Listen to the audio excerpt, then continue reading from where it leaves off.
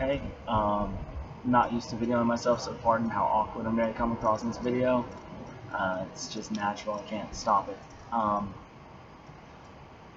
like to apologize, I don't have this memorized yet.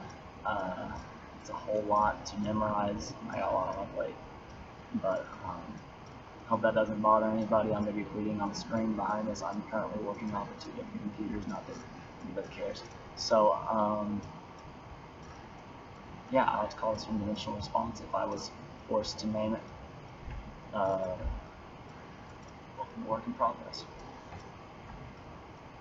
Does anybody mind if I get a little preachy? Believe me, I'm not used to this kind of poetry, so it's coming slow to me. Like, it's the first time the pen was ever shown to me. Like, shaky and awkward, but it felt right. So pardon me as I mix my therapeutics with my hermeneutics and I leave my politics out of this. Like Tourette's, let me express my politics out of this.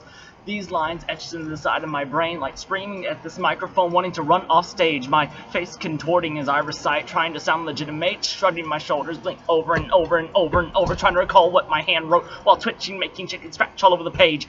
It's been a minute since I had a cigarette in it, so when I get nervous, I tend to shake. Pardon me, I've turned to better forms of relaxation lately, so excuse me as I relax, may I pray. Father, let you receive glory. Surely you can use me, because in multiple Bible stories you spoke volumes through women who gained everything through whoring, and in another you spoke through a donkey.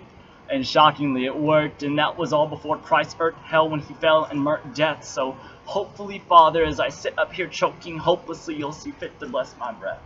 Please. Amen. Let me paint a hypothetical situation with you. Like, imagine for a moment you walk outside and your eyes are captured by the beauty of the sky. The moon and the stars beautifully coincide, creating a more entrancing picture than Instagram and Facebook-linked literature combined. It's one of those things that can only be truly highly defined by your pupil and retina lining your brain with their photogenic yet lyrical findings. It just brings peace and creates a resolute lunar silver lining. Now, imagine all of it colliding. The heavenlies suddenly turn deadly. Like, you can't even comprehend what just happened. Like, the stars implode and create thousands of black holes, and our sun collapses the fastest. The moon turns dark as the massive, life-sustaining red giant of gases opens a rip in time-space. You are suddenly face to face with something supernatural, like a window into oblivion. The earth shakes and chaos surrounds you as mountains crumble and people are falling around, stumbling into unfathomable fiery chasms in the earth. The rip in the sky reveals glimpses of heaven and hell and the first dirt from which man was first birthed.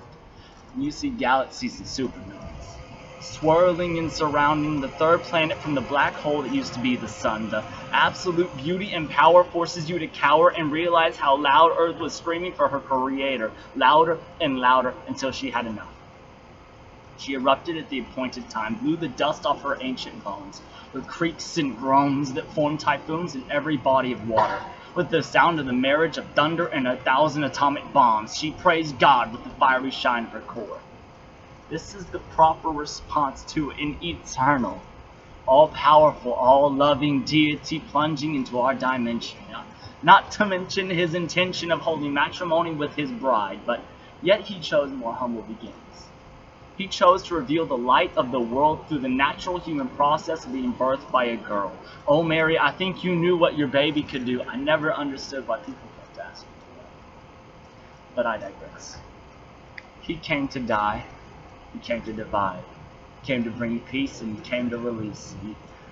I can't explain it, but I was on the brink of death, and I turned to my last resort, which should have been my first choice. The God of the universe. My Father who art in heaven is the reason I'm still breathing and is the reason I write in blood color.